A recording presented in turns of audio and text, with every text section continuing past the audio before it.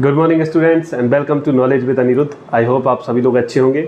और आज का हमारा टॉपिक है बीएड फर्स्ट सेमेस्टर का शिक्षा मनोविज्ञान की प्रकृति एवं विशेषता। ये हमारी यूनिट फर्स्ट है, ठीक है। विकास के परिप्रेक्ष्य में पर्सपेक्टिव एंड डेवलपमेंट के अंतर्गत हम लोग ये सब पढ़ रहे हैं। तो अभी तक हमने क्या जाना, जो हमारा टॉपिक चल रहा है वो है अभी शिक्षा मनोविज्ञान, एजुकेशनल साइकोलॉजी। तो इसमें हमने इसका कंसेप्ट समझा, कहाँ से इसका कंसेप्ट आया था, किसने दिया था, और बेसिकली शिक्षा मनोविज्ञान का क्या अर्थ होता है, शिक्षा का क्या अर्थ होता है, मनोविज्ञान का क्या अर्थ होता है, सम्मिलित रूप से शिक्षा मनोविज्ञान का अर्थ क्या होता है। अलग अलग विद्वानों ने अपने अपने क्या मत दिए, जिनको परिभाषाएं कहते हैं हम लोग। तो शिक्षा मनोविज्ञान की कई अलग अलग परिभाषाएं दी, ये भी हमने पढ़ा। और आज पढ़ने वाले हैं शिक्षा मनोविज्ञान की प्रकृति एवं विशेषताएं, ठीक है। Nature and characteristics of educational psychology, ठीक, आज ये पढ़ेंगे। तो हम लोगों ने इसका अर्थ समझ लिया, शिक्षा मनोविज्ञान किसे कहते हैं। अब आप इसकी हम प्रकृति समझते हैं। अच्छा, प्रकृति किसे कहते हैं, क्योंकि आज हम शिक्षा मनोविज्ञान की प्रकृति समझ रहे हैं, कल के दिन विकास की प्रकृति समझेंगे या और आगे किसी और की प्रकृति समझेंगे। तो प्रकृति शब्द का अर्थ हम क्या समझते हैं।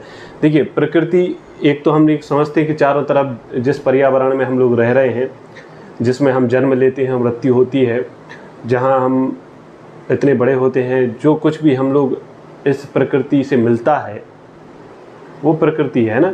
चारों तरफ जो कुछ भी हम जहाँ भी इन्वॉल्वमेंट होता है वो सारी प्रकृति होती है, ठीक है। अब इस क्षेत्र में यदि हम समझेंगे तो प्रकृति का क्या अर्थ होता है। प्रकृति मतलब किसी भी चीज़ का गुण, स्वभाव, धर्म। जैसे आग, आग का धर्म क्या है, जलाना, जलना। बर्फ़ का क्या धर्म है, शीतल करना, शीतल होना, ठीक है। मिर्ची खाओगे तो क्या लगेगी, तीखी लगेगी। कुछ मीठा खाओगे तो क्या लगेगा आपको, उसका गुण क्या है, और मीठा करना।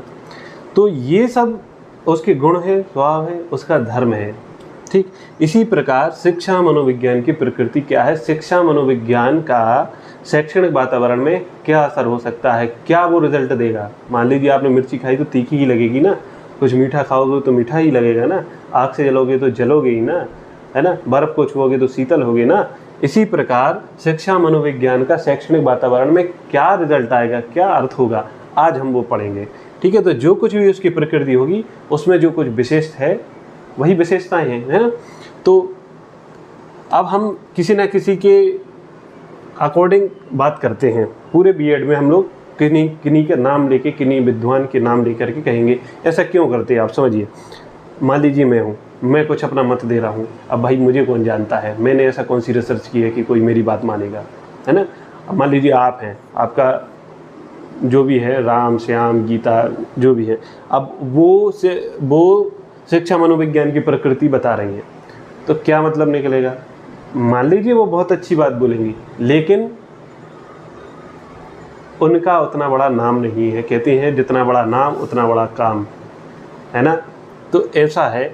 इसी प्रकार टेलफोर्ड के अनुसार या क्रो एंड क्रो के अनुसार या जितने भी बायगॉस की, है ना, कोहेलबर्ग, जो भी हुए हैं वो मनोवैज्ञानिक हैं, तो उनके अनुसार हम यदि बोलते हैं तो भाई उनका कोई नाम है, उनने रिसर्च की है, उनके ऊपर बुक हैं, इसलिए उनके आधार पर बोलेंगे तो लोग समझते हैं, उदाहरण से समझते हैं। मैं अपनी ही उदाहरण देता हूँ।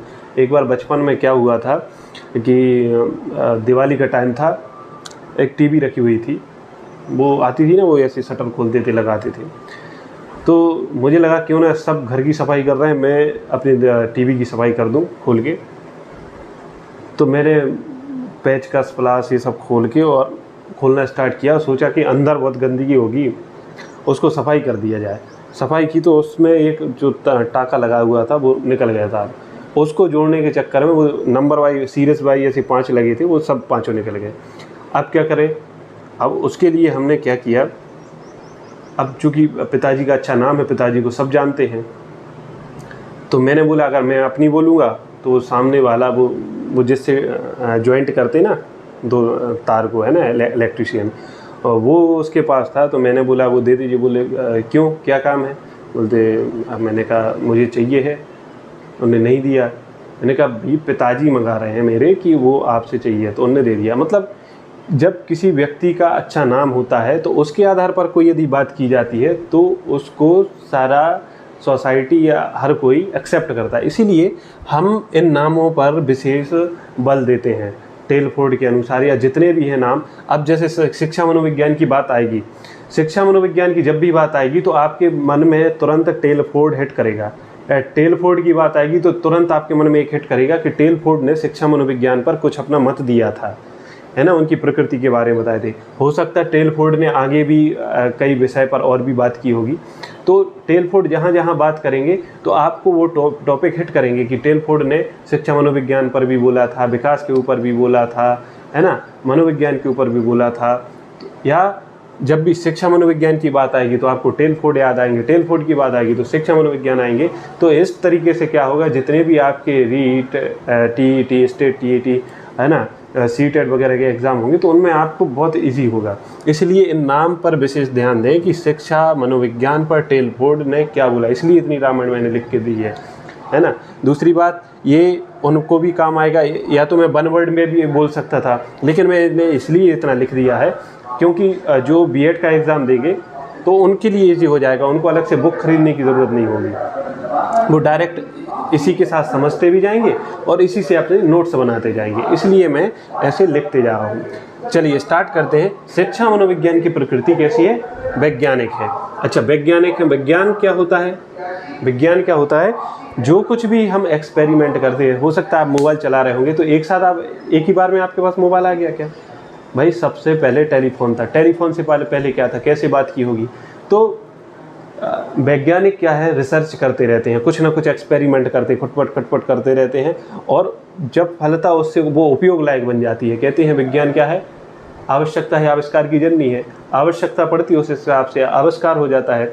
तो वो एक्सपेरिमेंट करते जाते। हो सकता है कभी कभी कुछ चीज़ें तो ऐसी बनेंगी कि किया कुछ और का सोच के आविष्कार था और उसका यूज़ कहीं और होने लगा। तो एक्सपेरिमेंट करते जाते हैं, और वो एक्सपेरिमेंट क्या है, अलग अलग अपना मूल्य रखते हैं, तथ्य रखते हैं, सार्वभौमिक होते हैं, है ना। विज्ञान में हर कुछ सार्वभौमिक होता है, मैथ्स की भाषा होती है, यूनिक होता है। तो विज्ञान क्या है? एक्सपेरिमेंट है। तो इसी प्रकार शिक्षा मनोविज्ञान की प्रकृति कैसी है? वैज्ञानिक है, क्योंकि इसके अध्ययन में विभिन्न वैज्ञानिक पद्धतियों का प्रयोग किया जाता है। अच्छा, वैज्ञानिक पद्धतियाँ कहाँ से आ गए, सिद्धांत कहाँ से आ गए, तो उसी की हम आगे बात करते हैं। एक बार हम इसको पूरा पढ़ देते हैं, फिर हम इस पर आराम से बात करते हैं। शिक्षा मनोविज्ञान की प्रकृति वैज्ञानिक है, क्योंकि इसके अध्ययन में विभिन्न वैज्ञानिक पद्धतियों का प्रयोग किया जाता है। इसके अंतर्गत घटनाओं के मध्य पाए जाने वाले कार्य कारण संबंधों को परिभाषित कर व्यापक खोजबीन करने के पश्चात उनका सूक्ष्म निरीक्षण किया जाता है तथा प्राप्त निष्कर्षों के आधार पर सामान्य नियमों का प्रतिपादन किया जाता है। इसमें प्रयुक्त सिद्धांत सार्वभौमिक हैं, जिनकी सत्यता कभी भी परखी जा सकती है। शिक्षा मनोविज्ञान बालक की शिक्षा में आने वाले व्यवधानों एवं समस्याओं का उचित वैज्ञानिक विधियों के माध्यम से अध्ययन करके उन व्यवधानों एवं समस्याओं का उचित समाधान प्रस्तुत करता है। इससे प्राप्त समाधान बालक के लिए व्यवहारिक होते हैं। शिक्षा मनोविज्ञान भविष्यवाणी करने में भी सक्षम है। अच्छा, तो मैंने जैसे ही बोला कि शिक्षा मनोविज्ञान की प्रकृति वैज्ञानिक है, क्योंकि ये जो वैज्ञानिक पद्धतियों से जो वैज्ञानिक पद्धतियाँ हमारे सामने आई, कुछ सिद्धांत सामने आते, वो कैसे आते हैं? जब हम लगातार बच्चों का मान लीजिए आप कक्षा में जाएंगे तो हमारे साथ 20 से 25 और भी स्टूडेंट बैठे रहते हैं, तो हम उनका ऑब्जर्वेशन करते रहते हैं, कौन बच्चा उस पर्टिकुलर सिचुएशन में क्या व्यवहार कर रहा है। मान लीजिए आप कोई सब्जेक्ट पढ़ा रहे हैं तो सभी का एक सा फोकस थोड़ी ना रहेगा। कुछ उस टॉपिक को लेकर के कुछ और सोच रहे होंगे, कुछ कहीं और सोच रहे होंगे, कुछ कहीं उनको रुचि ही नहीं होगी आपके टॉपिक में, तो अलग अलग व्यवहार कर रहे हैं। तो अलग अलग व्यवहार के आधार पर हम उनका ऑब्जर्वेशन करते हैं। अब ऐसा तो है नहीं कि किसी बच्चे की रुचि नहीं है तो हम उठाए डंडा और 2 लगा दें, ऐसा तो है नहीं है। उनको उनके अंदर रुचि पैदा करने का भी हमारे पास काम आना चाहिए। तो क्या करते हैं, हम उनका ऑब्जर्वेशन करते हैं, उस आधार पर उनके व्यवहारों का अध्ययन करते रहते हैं, और फलतः उनको सिखाने के लिए हम कुछ ना कुछ एक्सपेरिमेंट करते रहते हैं कि हर बच्चा सीखे, हर बच्चे की उन्नति हो, अवनति ना हो, हर बच्चा की समस्या का समाधान हो। तो अलग अलग सिद्धांत आते हैं, वो सिद्धांत एक ना एक दिन हमारे पास क्या आ जाती है, वैज्ञानिक पद्धतियाँ या वैज्ञानिक अवधारणा बन जाते हैं, जिनका फिर हम डायरेक्ट उपयोग करते हैं कक्षा में जिस प्रकार का व्यवहार, उस टाइप का हमने सॉल्यूशन दिया। क्लियर है? तो ये क्या होता है, सूक्ष्म निरीक्षण किया जाता है और वो जो निष्कर्ष निकलते हैं उस आधार पर सामान्य नियम बनते हैं, सामान्य नियमों का प्रतिपादन किया जाता है। अब जो नियम होते हैं वो कैसे होते हैं, सार्वभौमिक होते हैं, है ना, क्योंकि विज्ञान की हर भाषा सार्वभौमिक होती है। दूसरा, अब शिक्षा मनोविज्ञान बालक की शिक्षा में आने वाले व्यवधानों एवं समस्याओं का समाधान उचित वैज्ञानिक विधियों के माध्यम से करता है। ठीक है, वैज्ञानिक विधियों के माध्यम से ही करेगा। ठीक है, अब अच्छा लास्ट में क्या बोला, शिक्षा मनोविज्ञान भविष्यवाणी करने में सक्षम है। बिल्कुल सक्षम है। क्यों सक्षम है? क्योंकि शिक्षा मनोविज्ञान हम जो भी व्यवहार का अध्ययन करते हैं और उसके आधार पर उनकी समस्याओं का समाधान करते हैं, तो उस आधार पर हम ये कह सकते हैं कि ये बच्चा इस फील्ड में बढ़ रहा है, इस फील्ड में ये आगे बढ़ सकता है, इसमें और कितनी सुधार की ज़रूरत है, या ये कितना बेहतर बनता जा रहा है, या अभी इसमें और कितना हमें काम करने की ज़रूरत है इस छात्र पर। इस प्रकार हम किसी भी छात्र की शिक्षा मनोविज्ञान के माध्यम से भविष्यवाणी कर सकते हैं। क्यों? क्योंकि ये मनोविज्ञान है। हम छात्र को समझ सकते हैं या समझना आना चाहिए, या आप जैसे शिक्षक बनने जा रहे हैं तो अपने अंदर ये चीज़ डेवलप करनी ही पड़ेगी कि उसको कैसे बेहतर किया जाए, छात्र को कैसे बेहतर किया जाए, उसकी समस्याओं का कैसे समाधान किया जाए। ये सब हम शिक्षा मनोविज्ञान के माध्यम से सीखते हैं। ओके, समझ आया?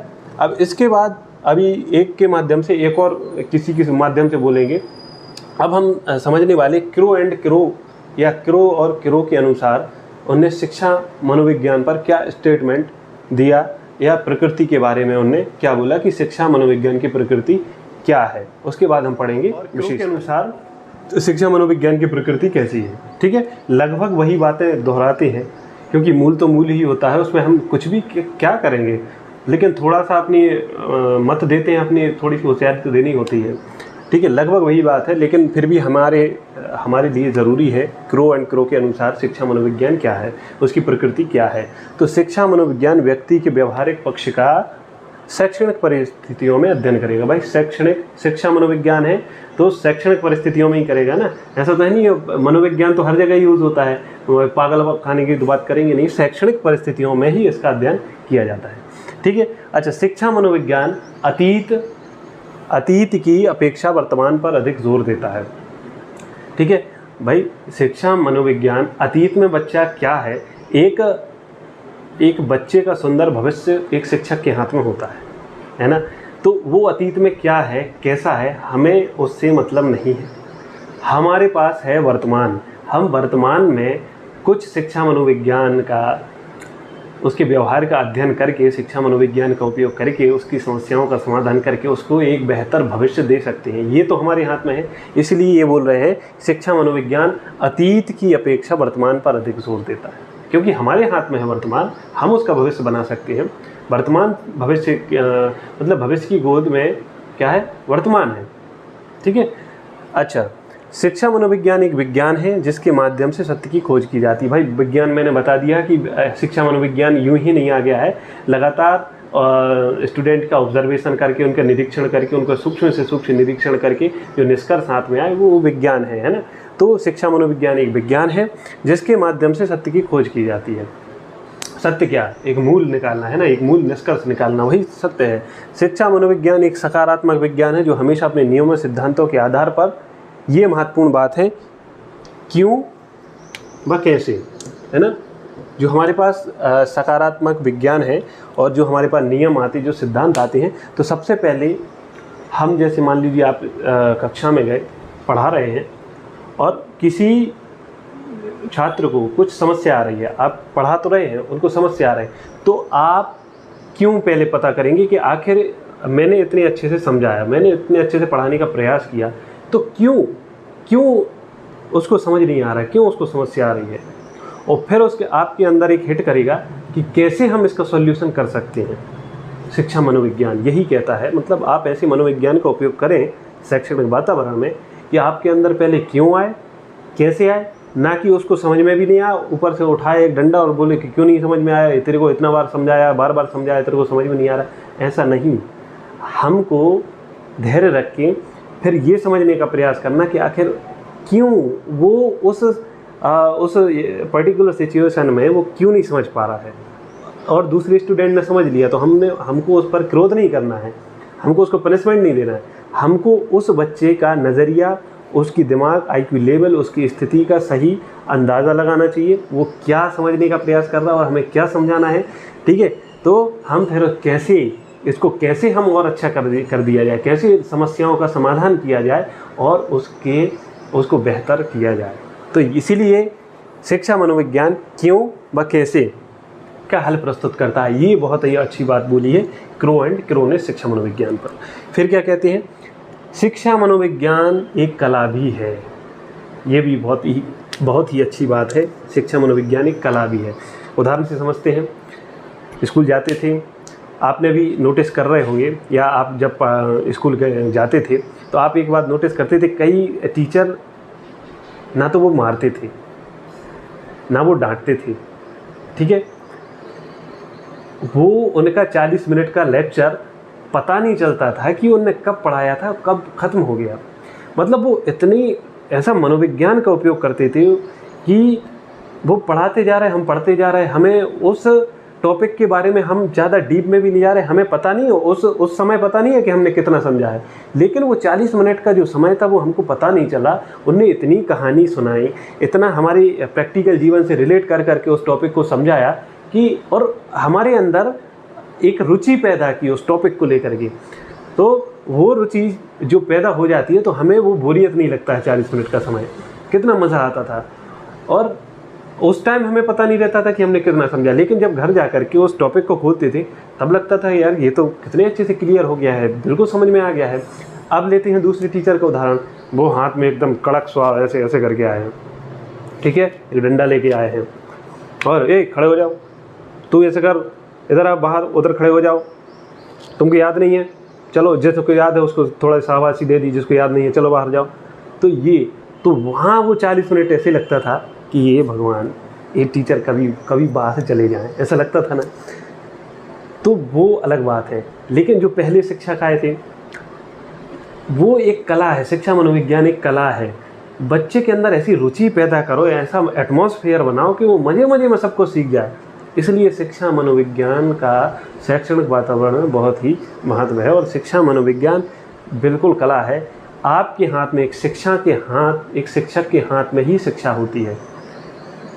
ठीक है, तो ये बहुत ही अच्छी बात लिखी है। मानव जीवन में आने वाली विभिन्न समस्याओं का व्यवहारिक समाधान प्रस्तुत कर व्यक्ति के जीवन में खुशियां प्रदान करने का प्रयास करता है। ठीक है, अब सीधी सी बात है, जब कोई टॉपिक हमारा बहुत ही इजीली दिमाग में घुस जाता था तो हमको अच्छी खुशी, मतलब एक अंदर से सेटिस्फैक्शन फील होता था कि यार हमको भी यार आता है, जितनी जल्दी समझ में आ गया है, क्योंकि व्यवहारिक जीवन से रिलेट कर करके पढ़ाया गया है। अब दूसरी बात, उससे हमें खुशियाँ प्रदान होती हैं। अब लेकिन जब कोई टॉपिक हमारे दिमाग में घूमता है, वो दिमाग में घुसता ही नहीं है, हम खूब प्रयास करते तो हमारे दिमाग की बिल्कुल ये नस है बिल्कुल फटने लगती है कि यार इतना प्रयास कर रहे हैं, समझ में नहीं आ रहा। टीचर से पूछेंगे तो वो बोलेंगे तू गधा है यार, तेरे को कितना बार समझाया नहीं है। हम क्योंकि दूसरे के पार्ट में जा कर के सोचने लगते हैं, तो ऐसे करने में समझ में नहीं आता है। और दूसरी बात क्या होती है, मान लीजिए कोई ब्रिलियंट स्टूडेंट है, उसका IQ लेवल अच्छा है, उसको जल्दी समझ में आ गया, तो हम अपने आप में हीन भावना पैदा करने लगते हैं कि यार मैं कहीं ना कहीं यार इससे कम मेरे पास नॉलेज है, और क्या मेरे पास समझ भी कम है, मैं समझ नहीं सकता हूँ। हीन भावना क्या है, फिर आपके अंदर और खोखला करती जाती है, आपका आत्मविश्वास और कमज़ोर करती जाती है। इसलिए खुशियाँ प्रदान तो होती नहीं, अंदर हीन भावना और आ जाती है। इसलिए जब भी हम व्यवहारिक तरीके से समस्याओं का समाधान करते हैं तो वो आपकी समस्याओं का समाधान तो होता ही है, आपको अंदर से एक जिज्ञासा, एक खुशी भी पैदा करती है। इसलिए शिक्षा मनोविज्ञान एक कला है। बहुत ही मज़ेदार ये टॉपिक लगा, आप इसको पढ़ते जाएं, मज़ा आएगा। ठीक है, अब इसके बाद हम इसकी विशेषताएं पढ़ने वाले हैं। ऑलमोस्ट विशेषताएं यही है, जो प्रकृति है वही विशेषताएं, लेकिन एक बार हमें पढ़ना ज़रूरी है, क्योंकि ये कोई बनवर्ड कॉम्पिटिटिव एग्ज़ाम की तैयारी नहीं कर रहा है, लेकिन हाँ ये कॉम्पिटिटिव एग्ज़ाम में बहुत ही हेल्प करने वाला है। ठीक है, तो इसलिए हम शिक्षा मनोविज्ञान की विशेषताएं एक बार और रिवाइज करेंगे, लिख करके मैं बोर्ड पर लिख रहा हूँ। उसके बाद एक बार ऐसे पढ़ लेते हैं ताकि नोट्स बनाने में आपको काम आएंगी, ठीक है। और ये भी आप इनसे भी नोट्स बना सकते हैं। आपको बुक लेने की कहीं भी ज़रूरत नहीं पड़ेगी यदि आपने एक बार ये सारी प्लेलिस्ट देख ली तो, ठीक है। तो अभी हम शिक्षा ये विशेषताएं और पढ़ते हैं। इसमें क्या विशेष है शिक्षा मनोविज्ञान में, है ना। कुछ 7-8 पॉइंट हैं शिक्षा मनोविज्ञान की विशेषताएं। तो शिक्षा मनोविज्ञान एक व्यवहारिक मनोविज्ञान है। वही बात है सेम जो अभी स्टार्टिंग से अभी तक करते आ रहे हैं हम लोग शिक्षा मनोविज्ञान पर, लेकिन एक बार लिख दे रहा है कि आप लोगों को लिखना कैसे है, या आप नोट्स बनाने के पर्पज़ से हमने ये सब लिखा हुआ है। तो क्या है, शिक्षा मनोविज्ञान एक व्यवहारिक मनोविज्ञान है जिसका प्रयोग व्यक्ति के व्यवहार को समझकर उसके अनुसार शिक्षण प्रदान किया जाता है, ठीक है। तो बिल्कुल व्यवहारिक मनोविज्ञान है, क्योंकि हम छात्रों के व्यवहार को देख करके अंदाज़ा लगाते हैं कि अब इनके साथ किस प्रकार से हमें पेश आना चाहिए, कैसे इनकी समस्याओं का समाधान करना चाहिए, ठीक है। तो जिसका प्रयोग व्यक्ति के व्यवहार को समझकर उसके अनुसार शिक्षण प्रदान किया जाता है, वैसा हमें शिक्षा देनी है और कुछ भी नहीं। सेकंड बात भी लगभग यही है कि शिक्षा मनोविज्ञान में विभिन्न मनोवैज्ञानिक अवधारणाओं, जितने भी कंसेप्ट हैं मनोविज्ञान के, उनका शिक्षा के क्षेत्र में अनुप्रयोग किया जाता है। लगभग वही की वही बात बोल रहे हैं हम, कोई नई बात नहीं है, कोई कहीं भी नई बात नहीं है। शिक्षा मनोविज्ञान छात्रों के व्यवहार में अपेक्षित परिवर्तन लाने में सक्षम है, बिल्कुल सक्षम है। हम उनके व्यवहार का अध्ययन करते हैं, उनकी समस्याओं का समाधान करेंगे, तो ऑब्वियसली बच्चा उसमें बेहतर होगा और उसमें परिवर्तन आएंगे और वो बेहतर से बेहतर कुछ कर सकता है, उसकी हम क्षमताओं का अंदाज़ा लगाएंगे, है ना। तो ये उनको बिल्कुल सक्षम करने में मददगार होगा। शिक्षा मनोविज्ञान बालक के जन्म से पूर्व ही उसके अध्ययन की शुरुआत कर देता है। कैसे कर देता है भाई, उसकी फैमिली का बैकग्राउंड पता होना चाहिए, जहाँ वो जन्म ले रहा है कि लड़ाई झगड़े किस प्रकार के समाज में वो रह रहा है, किस प्रकार की सोसाइटी, बिल्कुल उस पर उसके दिमाग पर हिट करेंगी बच्चा। मतलब उससे पहले हम कहते हैं अंदाज़ा लगा देंगे। कभी कभी आपने देखा होगा कि किसी ख़राब फैमिली रहती है, लड़ाई झगड़े उल्टे सीधे सारे काम, और वहाँ पर अब बच्चा पैदा हुआ है तो सीधी सी बात उनका असर तो वहाँ पर पड़ेगा। तो इसलिए शिक्षा मनोविज्ञान हमें ये भी बताता है कि अब इसका भविष्य किस प्रकार हो सकता है। शिक्षा मनोविज्ञान का प्रयोग व्यक्तियों के व्यवहार का अध्ययन एवं विश्लेषण करने में किया जाता है ना। सीधी सी बात है, एनालिसिस करते हैं हम, व्यवहार का अध्ययन करते हैं। लगभग सेम ही बात लिखी हुई है। शिक्षा मनोविज्ञान की विषय सामग्री का मुख्य उद्देश्य मानवीय व्यवहार को निर्देशित एवं संशोधित करना है। मतलब क्या है इसका, कि हमने मान लीजिए आप एक शिक्षक बनने जा रहे हैं और एक बेहतर शिक्षक है, आपने किसी छात्र को पढ़ाया, बहुत अच्छे से पढ़ाने का प्रयास किया, लेकिन उसको समझ में नहीं आया, उसको अभी भी समस्या हो रही है, तो आप क्या करेंगे, आप फिर से उसी प्रकार से पढ़ाने का प्रयास करेंगे? नहीं, आप उसके व्यवहार का अध्ययन करेंगे, वो किस प्रकार से, वो उसकी डिमांड क्या है, उसकी नीड क्या है, वो कहाँ परेशान हो रहा है, उसके हिसाब से आपके पढ़ाने के तरीके में संशोधन करेंगे। फिर देन आप फिर से पढ़ाने का प्रयास करेंगे, बिल्कुल अच्छे से उसमें वो बेहतर होगा, है ना, उसकी समस्याओं का समाधान होगा। तो इस प्रकार ये पॉइंट ये कहता है। लगभग वही बात है, 2-3 बार आप वीडियो देखेंगे, आपको याद नहीं करना पड़ेगा कुछ भी, 2-3 बार बस वीडियो देखिए, वहाँ पर ऑटोमेटिक आपका ऐसे पेन चलेगा। तो और पेन तो अलग चलेगा, आपका मानसिक लेवल का स्तर बहुत ही अच्छा हो चुका होगा, है ना। तो अभी इसको मैं रब कर देता हूँ, 2 पॉइंट और रह गए थे।